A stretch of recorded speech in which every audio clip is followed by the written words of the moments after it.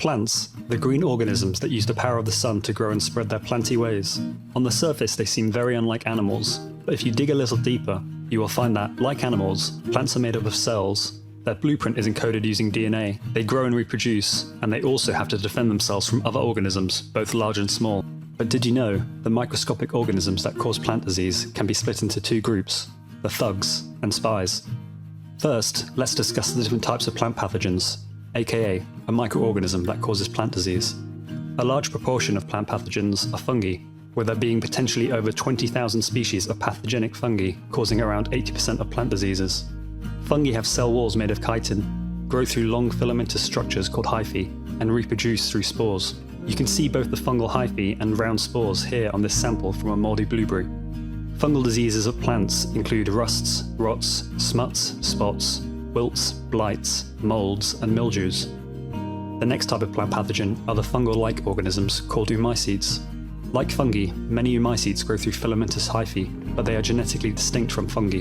Additionally, unlike fungi, oomycetes have cell walls made of cellulose.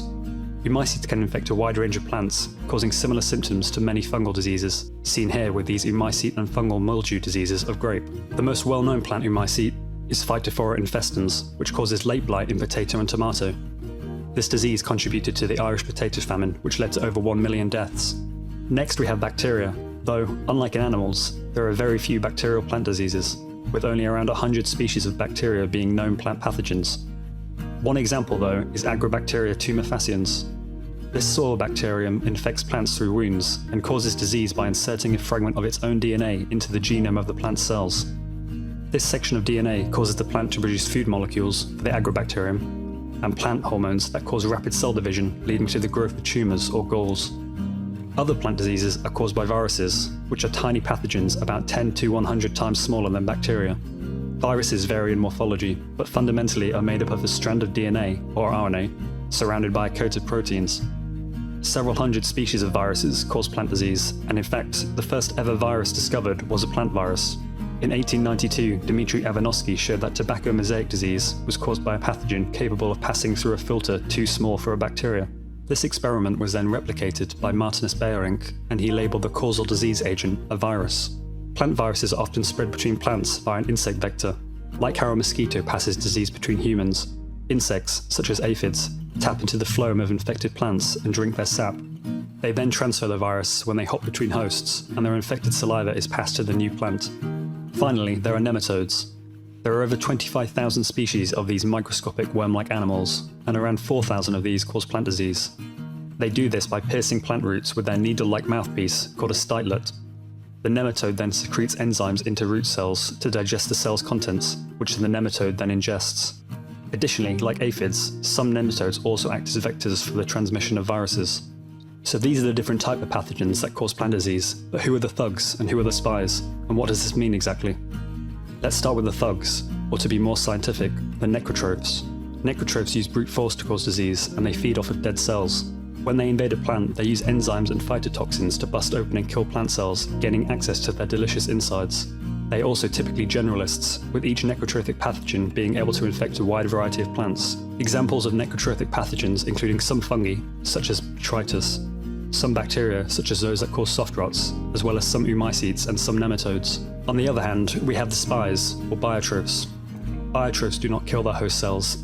Instead, they derive energy from living plant cells and are dependent on their host to survive.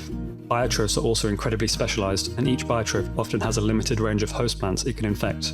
Many fungal species are biotrophs, and when they invade plants, they grow intercellularly and use a specialized type of hyphae called a hostoria to tap into their host cells. The hostoria not only absorbs nutrients from the host, but also secretes effector compounds into the host cells, manipulating the plant's defenses and helping the biotrophic fungi remain undetected. Powdery mildews and rusts are examples of fungal biotrophs. Some bacteria, such as the previously mentioned agrobacterium, are also biotrophs, as are some oomycetes, all viruses, and some pathogenic nematodes.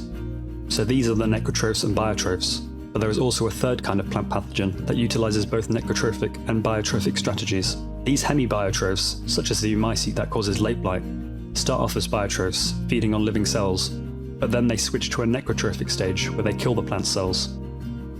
Hemi-biotrophs show that the line between biotrophs and necrotrophs is murky, and that categorizing pathogens into group A or B is not always straightforward.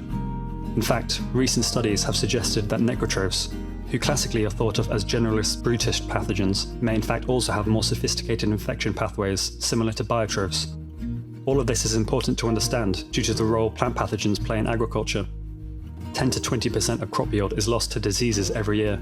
Therefore, through studying plant pathology, we can better understand how pathogens infect crops and how plants defend themselves.